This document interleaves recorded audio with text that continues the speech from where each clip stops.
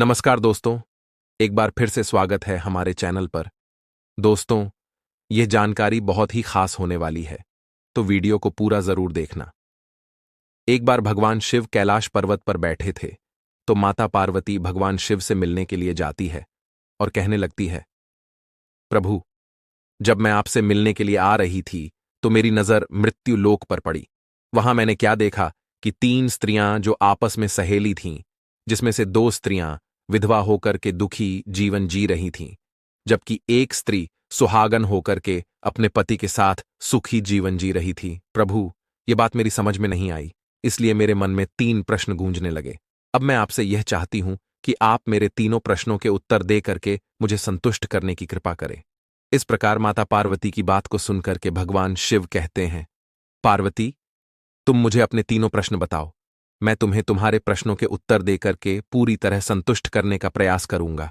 अब माता पार्वती कहती है, प्रभु, मेरा पहला प्रश्न है, कौन सी स्त्री समय से पहले विधवा हो जाती है? मेरा दूसरा प्रश्न है, कौन सी स्त्री को जीवन में कभी सुख नहीं मिलता? और मेरा तीसरा प्रश्न है, कौन सी चीज ऐसी है जो एक पत्नी अपने पति को मांगने से भी नहीं देती? मित्रों, इस प्रकार माता पार्वती के प्रश्न सुनकर कि भगवान शिव कहने लगे, पार्वती, तुम जिन स्त्रियों की बात कर रही हो, उनमें से 2 स्त्रियां विधवा होकर के अपना दुखी जीवन जी रही हैं, और वहीं पर एक स्त्री सुहागन होकर के अपने पति के साथ में अपना सुखी जीवन जी रही है। तुम जानना चाहती हो आखिरकार ऐसा क्यों है? तो मैं तुम्हें एक छोटी सी कहानी सुनाता हूं। इस कहानी को बहुत ही ध्यान से सुनना। आधी अधूरी कहानी सुनने वालों को आधा अधूरा ही ज्ञान प्राप्त होता है, जो जीवन में कभी काम नहीं आता, क्योंकि तुम्हारे तीनों प्रश्नों के उत्तर छोटी सी कहानी में समाये हुए हैं। इस कहानी को यदि तुमने ध्यान से सुना, तो तुम्हारे तीनों प्रश्नों के उत्तर तो तुम्हें अवश्य मिलेंगे और तुम्हें संतुष्टि प्राप्त होगी। मित्रों, माता पार्वती कहती है, प्रभु, मैं आपकी बात से सहमत हूं, आप कहानी शुरू करो। मैं कहानी को पूरी मन से सुनूंगी, और जब तक आप कहानी बोले नहीं, तब तक मेरा मन किसी दूसरे स्थान पर नहीं जाएगा। तो मित्रों, कहानी शुरू करने से पहले मेरी आप सभी से अनुरोध है, इस कहानी को अंत तक एक बार पूरा जरूर सुनना। और हां मित्रों, हमारे वीडियो को लाइक कर चैनल को सब्सक्राइब जरूर करना। दोस्तों, कमेंट में ओम नमः शिवाय लिखना बिल्कुल भी ना भूलें। तो आइए जानते हैं भगवान शिव और माता पार्वती की कहानी। मित्रों, भगवान शिव कहते हैं, पार्वती, सबसे पहले मैं तुम्हें उस स्त्री की कहानी सुनाता हूं जो सुहागन बनकर के सुखी जीवन जी रही है। देखो, जिस सुहागन स्त्री की तुम बात कर रही हो, वह सुहागन स्त्री एक राजा के नौकर की पत्नी है। और जिस नौकर की वह पत्नी है, उस नौकर को अपनी पत्नी पर पूर्ण विश्वास और भरोसा है कि वह पतिव्रता है, जिसकी महिमा वो अपने साथियों में बार बार करता है। अब देखो, एक दिन की बात है, उस राजा के नौकर ने अपनी पत्नी की प्रशंसा इतनी की कि बात धीरे धीरे फैलते हुए राजा के दरबार तक पहुंच गई। फिर तो राजा ने अपने नौकर को बुलाया और उस नौकर से कहा कि तुम हर किसी से कहते हो कि तुम्हारी पत्नी पतिव्रता है। क्या वास्तव में आपकी पत्नी पतिव्रता है? आपको पूर्ण विश्वास है? भगवान शिव कहते हैं, पार्वती, इस प्रकार राजा की बात सुनकर के नौकर कहने लगा, महाराज, मुझे पूरा विश्वास है, और पूरे से भी आगे विश्वास है कि मेरी पत्नी पूरी तरह पतिव्रता है। अब उसी समय पर राजा का महामंत्री कहने लगता है, यदि मैं तेरी पत्नी का पतिव्रता धर्म खंडित कर दूं, तो तुझे क्या सजा मिलनी चाहिए? फिर तो नौकर ने कहा, यदि तुम मेरी पत्नी का पतिव्रता धर्म खंडित कर देते हो, तो महाराज मुझे फांसी लगा देना। अब उधर वह राजा का नौकर भी मंत्री से कहता है, यदि महाराज यह मेरी पत्नी का पतिव्रता धर्म खंडित नहीं कर पाए, तो इनको सजा क्या मिलनी चाहिए? तो राजा ने कहा कि मंत्री को भी फांसी की सजा दी जाएगी। भगवान शिव कहते हैं, पार्वती, इस प्रकार मंत्री ने स्वीकार कर लिया और नौकर से पूछा कि क्या वस्तु लाऊं जिससे तू माने कि मैं तेरी पत्नी का धर्म खंडित करने में सफल हुआ? तो नौकर ने कहा, मंत्री, यदि तुम मेरे घर से जाकर के मेरे विवाह के समय पर मुझे एक पटका मिला था और एक कटार मिली थी जो दूल्हे को देते हैं, वह मेरी पत्नी ने बहुत ही संभाल कर रखी है, जो सुहाग की निशानी मानी जाती है। यदि तू पटका और कटार लाकर मुझे दिखा दे, तो मैं मान जाता कि मेरी पत्नी का धर्म तूने पूरी तरह नष्ट कर दिया है। अब भगवान शिव कहते हैं, पार्वती शर्त स्वीकार हो जाने के बाद में वह मंत्री शहर में जाता है और एक दूती से जाकर मिलता है। वह दूती हमेशा एक दूसरे से भिड़ाने का काम करती थी, और जो काम कोई नहीं करता था वह काम करने में वह सक्षम थी। फिर इस प्रकार उस मंत्री ने उस दूती को अपने स्वार्थ के लिए बुलाया और दूती से कहा कि देखो, इस नाम का एक व्यक्ति है, उससे मेरी शर्त लगी है। और फिर उसने उस शर्त के बारे में उस दूती को सारा कुछ बता दिया। फिर वह उस दूती से कहने लगा कि तू कैसे भी करके उस स्त्री से मेरा संपर्क करवा दे, तुझे जितना धन चाहिए मैं उतना धन दूंगा। भगवान शिव कहते हैं, पार्वती इस प्रकार मंत्री की बात सुनकर के दूती कहने लगी, भाई, तू उस औरत के बारे में बात मत कर, वो औरत पूरी तरह से पतिव्रता है, तेरी ओर थूकेगी भी नहीं और तेरी शक्ल भी नहीं देखेगी, और उनके परिवार के व्यक्ति भी खूंखार है, तेरी खाल उतार लेंगे। तो मंत्री कहने लगा, ठीक है, यदि तू मेरा उससे संपर्क नहीं करवा सकती है तो एक काम कर दे, उसके घर से जाकर के पटका और कटार चुरा कर ला दे, और उसकी पत्नी के गुप्तांग के पास में यदि कोई चिन्ह हो तो वह चिन्ह भी मुझे देख करके बता दे, फिर मैं तुझे मुंह मांगा इनाम दूंगा। भगवान शिव कहते हैं, पार्वती यह बात दूती की समझ में आ गई। उसने कहा, ठीक है, मैं तुम्हारा काम अवश्य करूंगी। नौकर शहर में रहता था। दूती नौकर के घर जाती है, उसकी पत्नी से जाकर बोलती है, बेटी, मैं तेरी पति की बुआ हूं, मैं कई वर्षों के बाद आई हूं। फिर उस स्त्री ने कहा, आओ बुआ जी, मैंने आपको पहले कभी देखा नहीं, इसलिए पहचान नहीं पाई। और इस प्रकार उस दूती को उस नौकर की पतिव्रता स्त्री ने बहुत बड़ा सम्मान दिया, मगर उसे क्या मालूम था कि यह उसके साथ में छल करने आई है। अब भगवान शिव कहते हैं, पार्वती, इस प्रकार वह दूती उस पतिव्रता स्त्री के साथ में 2 दिन तक रुकी।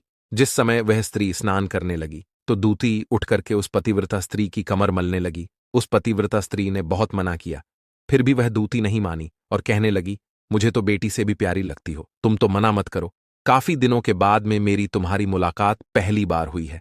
अब ऐसा कहकर के वो मुख पर हाथ फेराने लगी। फिर आंखों को धोने के बहाने से उस दूती ने उस पतिव्रता स्त्री की आंखों पर पानी मार दिया और उस स्त्री की आंखें बंद हो गईं। इस प्रकार गुप्तांग के पास में जांग पर उस स्त्री के एक तिल था, जो दूती ने देख लिया। बस उसका काम बन गया। उधर स्नान करने के बाद में जब वह पतिव्रता स्त्री रसोई में खाना बनाने गई तो दूती को मौका मिल गया और उसने पटका और कटार उस नौकर के घर से चुरा ली और वहां से एकदम से भाग गई। और जाकर के दूती ने वह पटका और कटार मंत्री को दे दिए और उस पतिव्रता स्त्री के जांघ पर तिल की निशानी भी बता दी।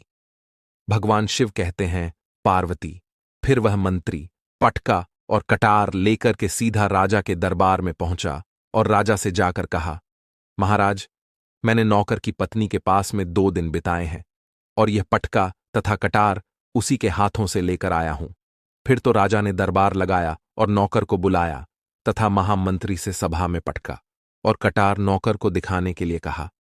फिर राजा की आज्ञा पाकर के मंत्री ने उस नौकर को पटका और कटार दिखाई और उसकी पत्नी की जांघ पर तिल भी बताया तो नौकर मान गया कि वास्तव में आज मेरी पत्नी ने अपना पतिव्रता धर्म पूरी तरह से भंग करवा लिया।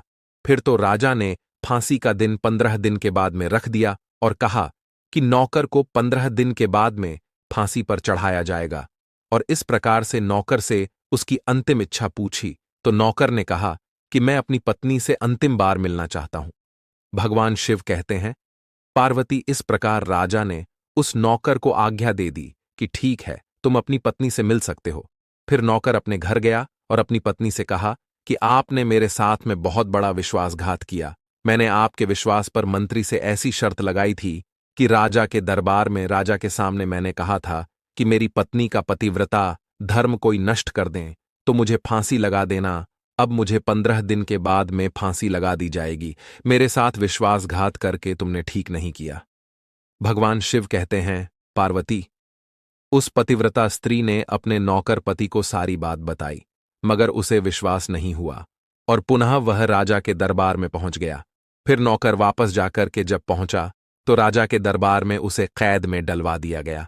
अब उधर नौकर की पतिव्रता धर्मपत्नी ने परमात्मा को याद किया और राजा के दरबार में गई और राजा से नाच दिखाने की आज्ञा मांगे।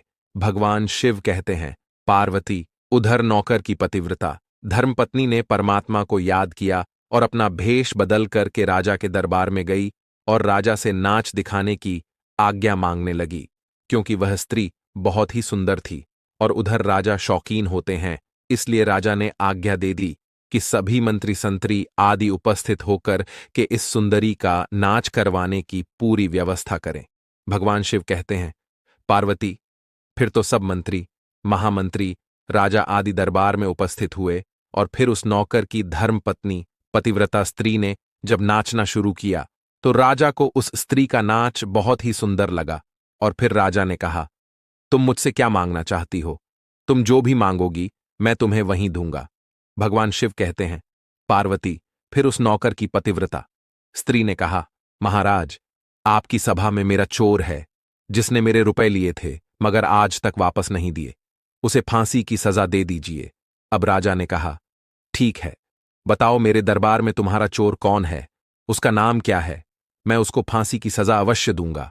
भगवान शिव कहते हैं, पार्वती, फिर उस नौकर की पतिव्रता स्त्री ने कहा, महाराज, आपका मंत्री मेरा चोर है, आप इनको फांसी की सजा अवश्य दें। अब उधर जैसे ही मंत्री ने सुना कि यह सुंदरी मुझे अपना चोर बता रही है तो मंत्री कहने लगा, महाराज, मैं कसम खाकर कहता हूं कि मैंने इसका कभी कुछ नहीं चुराया है, मैंने इसे आज तक कभी देखा ही नहीं है, तो मैं इसकी चोरी कैसे कर सकता हूं? मैंने आज तक इसकी शक्ल ही नहीं देखी है।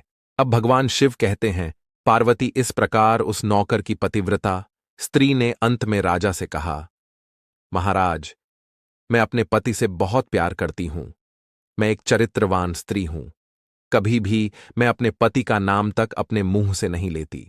अब भगवान शिव कहते हैं, पार्वती, मेरी कहानी पूरी होती है, अब तुम अपने तीनों प्रश्नों के उत्तर क्रमवार सुनो। तुम्हारा पहला प्रश्न था, कौन सी स्त्री समय पहले विधवा हो जाती है?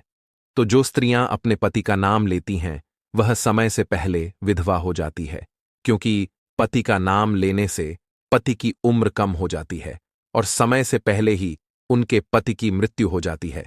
ऐसी स्त्रियां जो अपने पति का नाम लेती हैं वह समय से पहले ही विधवा होकर के एक दुखी जीवन जीती है। बस यही राज की बात है कि तुम जिन 3 सहेलियों की बातें कर रही थीं उनमें से 2 विधवा थी और एक यह नौकर की पत्नी थी जो पतिव्रता स्त्री थी। यह पतिव्रता कभी भी अपने पति का नाम मुंह से नहीं लेती थी। उधर वह 2 स्त्रियां जो विधवा होकर के जीवन दुखी जी रही हैं वह हमेशा अपने पति का नाम लेकर ही बुलाती थीं, जिसकी वजह से उनके पति की उम्र कम हुई और फिर वह दोनों स्त्रियां समय से पहले ही विधवा हो गईं और आज वह दुखी जीवन जी रही है। इसलिए कभी भी स्त्री को अपने पति का नाम अपने मुंह से नहीं लेना चाहिए। अब तुम्हारा दूसरा प्रश्न था कि कौन सी स्त्री को जीवन में कभी सुख नहीं मिलता? तो समझ लो, जो स्त्रियां अपने पति की बिना अनुमति के किसी तीर्थ स्थान या उत्सव में जाती है उनके जीवन में कभी सुख नहीं आता। ऐसी स्त्रियां जीवन पर दुखी रहती हैं और उन्हें पति का कभी प्रेम नहीं मिलता। अब भगवान शिव कहते हैं, पार्वती, तुम्हारा तीसरा प्रश्न था कि ऐसी कौन सी चीज है जो एक पत्नी अपने पति को मांगने से भी नहीं देती? तो समझ लो, वह चीज गाली है। एक चरित्रवान स्त्री कभी अपने पति को गाली नहीं दे सकती और जो स्त्री गाली देती है वो स्त्री कभी चरित्रवान नहीं होती। और ऐसी स्त्री जीवन भर रोती है, उसके जीवन में कभी सूखी घड़ी नहीं आती और समय से पहले ही ऐसी स्त्री विधवा हो जाती है। मित्रों, इस प्रकार कहानी सुनने के बाद में माता पार्वती पूरी तरह से अपने तीनों प्रश्नों से संतुष्ट होकर कहती है, प्रभु, वास्तव में जो स्त्री चरित्रवान होती है वह कभी दुखी जीवन नहीं जीती, क्योंकि ऐसे घर में लक्ष्मी का सदावास होता है और वह घर धन धान्य से हमेशा भरपूर बना रहता है। ऐसी स्त्रियां हमेशा घर को स्वर्ग बना देती हैं। तो दोस्तों, यह थी आज की छोटी सी जानकारी। यह जानकारी आपको कैसी लगी आप हमें कमेंट में जरूर बताएं और हां, कमेंट में अपना नाम और राशि जरूर लिखना, ताकि आने वाले समय में आपको आपके राशि के अनुसार हम उपाय और सुझाव बता सके। वीडियो को आगे शेयर करना ना भूलें। आपके एक छोटे से प्रयास किसी के जीवन में खुशहाली ला सकता है। जय श्री राम। धन्यवाद।